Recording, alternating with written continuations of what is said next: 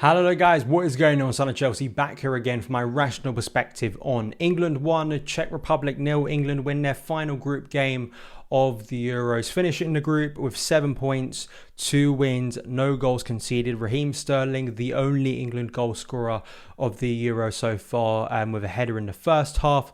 We already knew we were through to the last 16 because of results last night, but I think going into this game, and this was kind of before we'd secured our qualification, I think we knew we were pretty much there after Scotland because of the third place thing.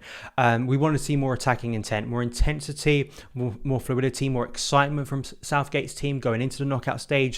And in some ways, I think we got that in the first half. I think there were certain players that really excited me tonight. And I think with the probably absence of Mason Mount next week too, I'm looking at players tonight who really impressed me, like of course Jack Grealish and as well Bukayo Saka. I think was a real gem tonight and has put himself in a great position to start that knockout tie next week. I'm going to get into player performances, how I feel England will do, and just a general reaction to this game. But before we do, hit that like button if you want to see more England content. Also hit that subscribe button so you don't miss any of the content on the channel this summer. Not only Euros England content, but as well Chelsea content too. I also want to say a massive thank you to Fanslide, the world's first live in-play fantasy football app. Thank you to Fanslide for supporting my England content this summer. Fanslide is free to play and also fun to play, and you know it's live because they use Opta stats. It's really easy to use. It's a great second screen experience. I've used it throughout the Euros so far. You pick 3 players throughout the game from both sides and sort of see how they do. It's really easy to use. You can get your mates involved and compete with them during the Euros, and not only is it free to play, it's easy to play too. There's prize money that Fanslide has put on every single Euros game this summer, up to £10,000 in prize money. So make sure you get down in the description box below, use my unique link to help support the channel, but also download and play Fanslide. Thank you Fanslide once again for supporting the content this summer. But let's get into my review. I think, you know, in terms of my notes, the 4 players I'm speaking about, and the 4 players, at least 3 of them, I think Saka, Grealish and Sterling really excited me in the first half. I put Luke Shaw in there as well. I think he's got in some really good positions. It's a bit of a shame that Ben Chilwell, who likely will not play any part in this Euros now, I think he's probably going to go for Shaw Southgate, and I understand that at this point of the competition, unless there's a major injury to Luke Shaw at this point. It was kind of a game for someone like Ben Chilwell, the positions he was getting into, but Luke Shaw played some really good passes. Of course, Raheem Sterling, who would eventually score the winner not long after this, hit the post in the opening minutes, and that kind of ball, those runs from Sterling, you know, parts of Sterling's performances in the opening 2 games have frustrated me, but he's continued to make those runs, find those spaces, and has been found by the likes of Mason Mount and Luke Shaw. And I think it could be a really good thing for England to use in the knockout stage, where we're probably going to have to defend a lot more. And I look at someone like France or Portugal or Germany, and if Sterling can take that form and confidence, those type of penetrating runs into the knockout stage, it's a really good place for England to go to in terms of exploiting space. And I think that's where Raheem Sterling is really thriving at this tournament so far. But Bukayo Saka has been incredible. You know, I think for Arsenal this season, he's been their most impressive player. And tonight, he really took his opportunity with both hands. And what I liked as well is Saka, if you've watched him at Arsenal, you know he's quite a versatile player. He can play on both sides, left wing and right wing, but he's also played at left back. He's played at wing back too.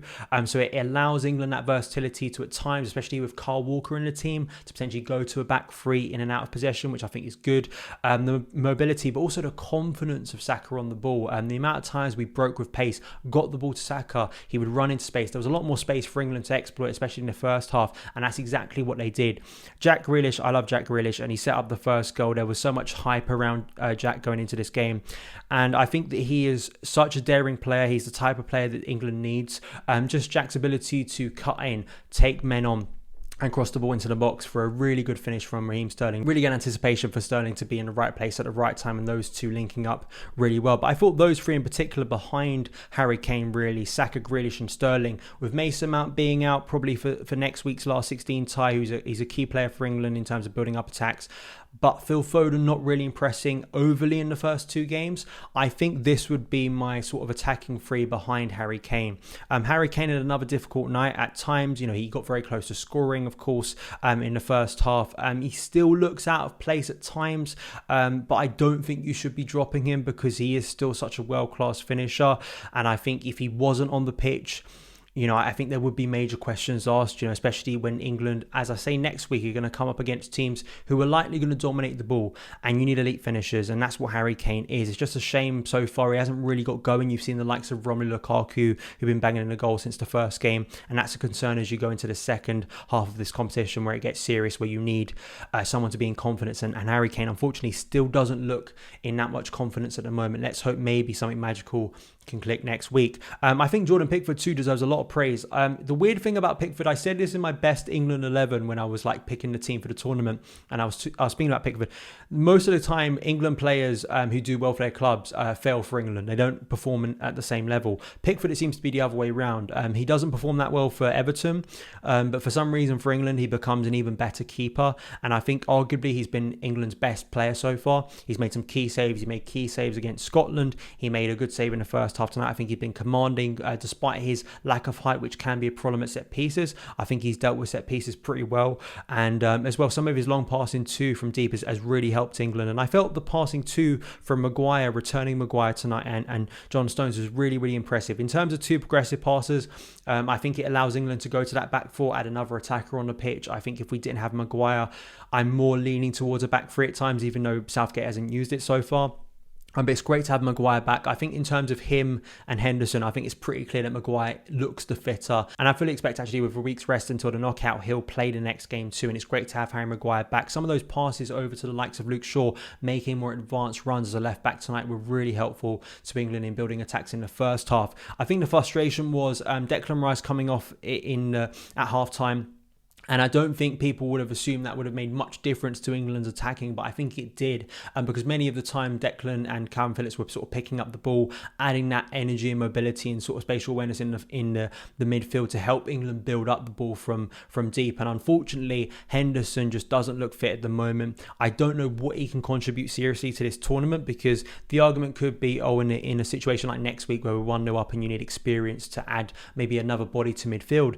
But he just doesn't look at the races at the moment, and I think England lost not only a lot of their control in the second half, but also their ability to build up from deep too. And I don't think Henderson looks that impressive for me at the moment. I think Jude Bellingham, who's got brief cameos so far, looks a lot more impressive. So if you were to switch out one of Rice or Phillips, I'd go for Bellingham first, as if you're going for a deeper midfielder rather than adding another attacking midfielder. So I think that Henderson didn't impress me tonight. I also wanted to add Jadon Sancho. He finally got off the bench after Tyrone Mings as well, of course, arresting Harry Maguire there. Jadon Sancho, of course, has been so much debate around this. I said earlier that on Twitter that I just don't know why you take Sancho if you're not going to make him a big player. And he's been such an incredible player for Borussia Dortmund. He's probably going to leave Dortmund for about 100 million this summer to go to Man United. Could be one of the biggest players in the Premier League next season. It's quite puzzling why he didn't start the game tonight. He didn't come off the bench very early.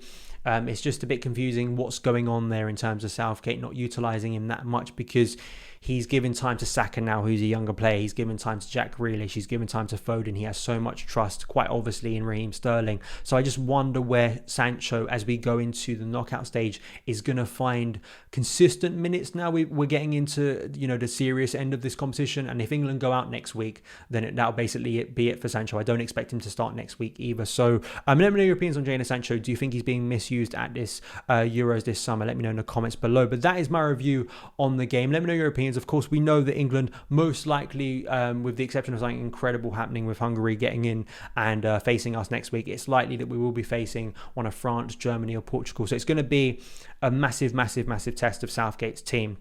I will say, and I'll stick to this, I think that suits England actually, facing someone who is going to have a lot more of the ball and is not going to sit back, is going to allow England space on the counter, which is where they thrived against Croatia and the Czech Republic, as we've seen with 2 Raheem Sterling goals.